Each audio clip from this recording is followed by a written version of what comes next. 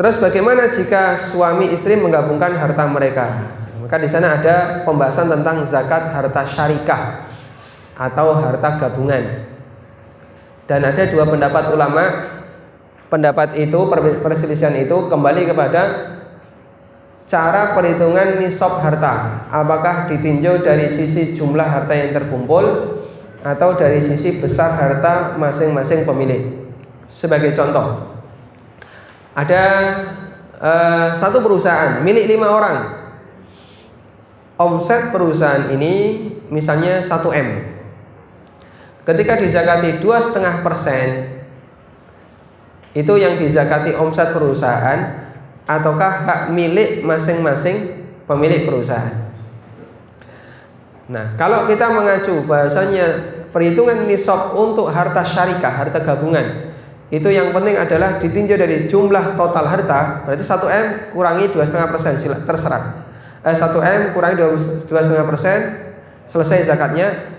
Baik itu sekian persen omset milik A, milik B, milik C, terserah, tidak ada aturannya. Pokoknya 2,5% dari total 1M. Ini pendapat yang pertama. Pendapat yang kedua, tidak demikian menghitungnya, tapi dari 1M ini A punya berapa persen? Misalnya kok saya punya 1%. Berarti berapa Pak? 10 juta. Dia punya 10 juta. Berarti dia kena zakat nggak? Tidak. Kamu karena cuma punya 10%, berarti kamu tidak termasuk orang yang kena zakat. Yang lainnya misalnya punya 95%. Nah, dia zakatnya paling gede, sisanya sesuai dengan ukurannya. Baik. Dan pendapat yang kedua inilah pendapat yang lebih kuat.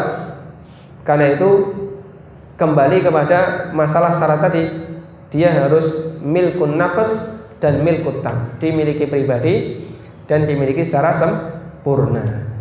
Berarti kepemilikan dikembalikan kepada masing-masing, bukan dikembalikan kepada totalnya. Bisa dipahami ya? Makanya kalau harta itu kumpul antara suami istri, ya diperkirakan suaminya berapa persen yang ada di sini, istrinya berapa persen. Yang perabotan nggak usah dihitung. Rumah, tanah, perabotan, dan semua yang tidak kita perjualbelikan nggak usah dihitung. Hitung saja yang mentahannya ya, yang uang maksudnya, yang uang, emas, perak, kemudian barang dagangan. Ya masuk perhitungan. Dia jual beli mobil sambil mobilnya dipakai, masuk perhitungan.